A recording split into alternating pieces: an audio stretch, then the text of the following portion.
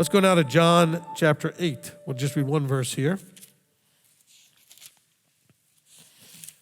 And in verse 12, therefore Yeshua spoke to them again, saying, I am the light of the world. Don't beat around the bush. What do you really mean? This goes all the way back to John 1, doesn't it also? He said, look, I am the light of the world. He who follows me shall by no means walk in darkness. If you follow him, submission to Elohim's authority, then you're not submitting under your own authority or wrong authority or no authority. He says, he who follows me shall by no means walk in darkness, but possess the light of life.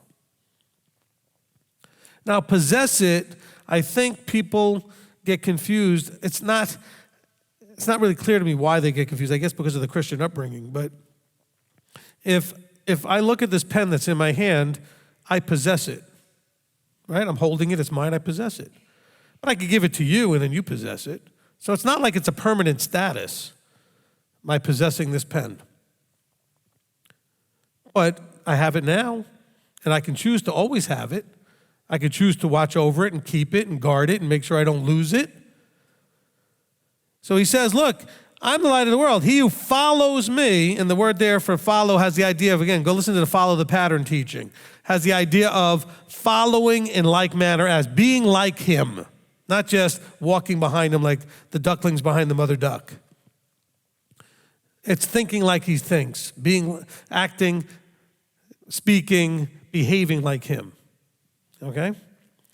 He says, if you're going to follow me, so what did Yeshua do if we're following him? Well, he kept the Torah and he kept in the fruit of the Spirit.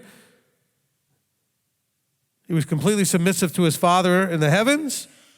If you would do that, you'll by no means walk in a place devoid of useful light. You won't walk in darkness. You won't be under a wrong authority. You won't be authorityless, whichever way you look at it.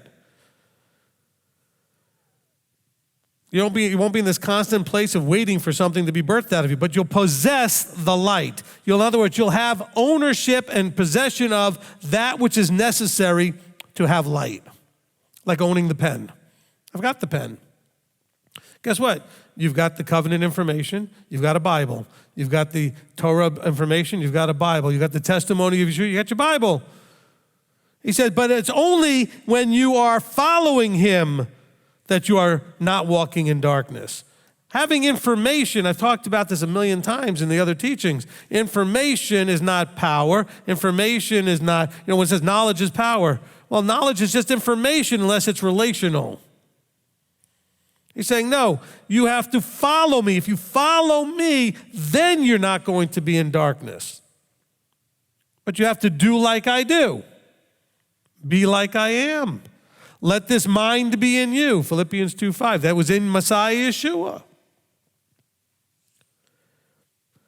He says, my Father works, so do I. He says a lot of things. Are you going to do like him? Are you going to be like him? We had a whole generation wanted to be like Mike. Back in the Michael Jordan days. Be like Mike. No, be like Yeshua. Problem is that most of the world doesn't even understand what he was like. Because after all, he was the first Christian. That's what they'll tell you. Well, no, he was Jewish. No, he wasn't. He was Christian. No, there were no Christians. Okay? That didn't exist at that time. There were those claiming to follow him later that called themselves Christians. Or where somebody called them, I don't know which came first. Somebody called them Christians or they decided to call themselves that. But he was a Torah-observant Jew who was completely submitted to his Father. He says, you have to. He says, if you follow me, then, there's all these if-then. If you don't follow me, then you're not going to walk in the light. You're going to still walk in darkness, and you won't possess the light.